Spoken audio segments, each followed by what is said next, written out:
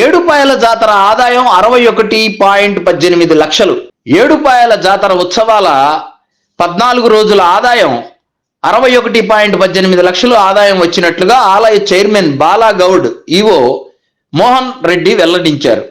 సోమవారం జాతర హుండీ లెక్కింపు కార్యక్రమం రాజేశ్వరి సేవా సమితి ఆధ్వర్యంలో గోకుల్ షెడ్ లో నిర్వహించగా దేవాదాయ ధర్మాదాయ శాఖ అసిస్టెంట్ కమిషనర్ శివరాజ్, ఇన్స్పెక్టర్ రంగారావుల పర్యవేక్షణలో లెక్కింపు కొనసాగింది. బంగారు, వెండి వస్తువులు మినహా హుండీ ఆదాయం నగదు రూపంలో 24.75 లక్షలు రాగా, ప్రసాద విక్రయాల ద్వారా 25 లక్షల పైచిలుకు, ప్రత్యేక దర్శనాల ద్వారా 9.95 లక్షల రూపాయలు, కేశఖండనం ద్వారా 59,000, ఓడిబియ్యం ద్వారా 77,000 రాగా, వివిధ విక్రయాలు ప్రత్యేక దర్శనం, కేశఖండనం, ప్రసాద విక్రయాలు ద్వారా 36.42 లక్షల ఆదాయం వచ్చింది. ఈ కార్యక్రమంలో పాలక మండలి సభ్యులతో పాటు ఆలయ సిబ్బంది పాల్గొన్నారు. ఈ క్షేత్రంలో మహాశివరాత్రి ఉత్సవాలు ఈసారి తెలంగాణ రాష్ట్ర ప్రభుత్వం ఆధ్వర్యంలో గౌరవ ఎమ్మెల్యే శ్రీ మైనంపల్లి రోహిత్ గారి ఆధ్వర్యంలో ఈసారి అంగరంగ వైభవంగా నిర్వహించడం జరిగింది. దీనికి తెలంగాణ రాష్ట్ర ప్రభుత్వం మనకు 2 కోట్లు కేటాయించడం జరిగింది. డిస్ట్రిక్ట్ కలెక్టర్ ఆధ్వర్యంలో జిల్లా అధికారులు RNB, RWS, irrigation, TR, health department, అన్ని డిపార్ట్మెంట్లకి ఈసారి ముఖ్యంగా మనకు శానిటేషన్ డిపిఓ సిబ్బంది చాలా చక్కగా పనిచేయడం జరిగింది. పోలీసు సిబ్బందికి చాలా చక్కగా పనిచేయడం జరిగింది. ఈసారి జాతరను అన్ని జాతరల కంటే అంగరంగ పోయినసారి కంటే ఈసారి చాలా పెద్ద ఎత్తున నిర్వహించడం జరిగింది. కాబట్టి అంగరంగ వైభవంగా అమ్మవారు జాతర ఊహించేది నిన్నటికి, రథోత్సవం నిన్న ఊహించేది. ఈరోజు మనము 14 రోజులకు సంబంధించి ఉండి లెక్క పెట్టడం జరిగింది. దానిలో భాగంగా 3 రోజులు మనకు మహాశివరాత్రి ఉత్సవాలలో ఓడిబియ్యం ద్వారా 77,950 రూపాయల ఆదాయం రావడం జరిగింది.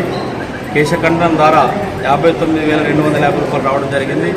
స్పెషల్ దర్శనం ద్వారా 2,68,520 రూపాయలు రావడం జరిగింది. స్పెషల్ ఇది 20 రూపాయలది. స్పెషల్ దర్శనం 100 రూపాయలది 7,27,200 రూపాయలు రావడం జరిగింది. లడ్డు ద్వారా 1,77,000 17,70,000 రూపాయలు రావడం జరిగింది. పులిహోర 7,39,900 రావడం జరిగింది.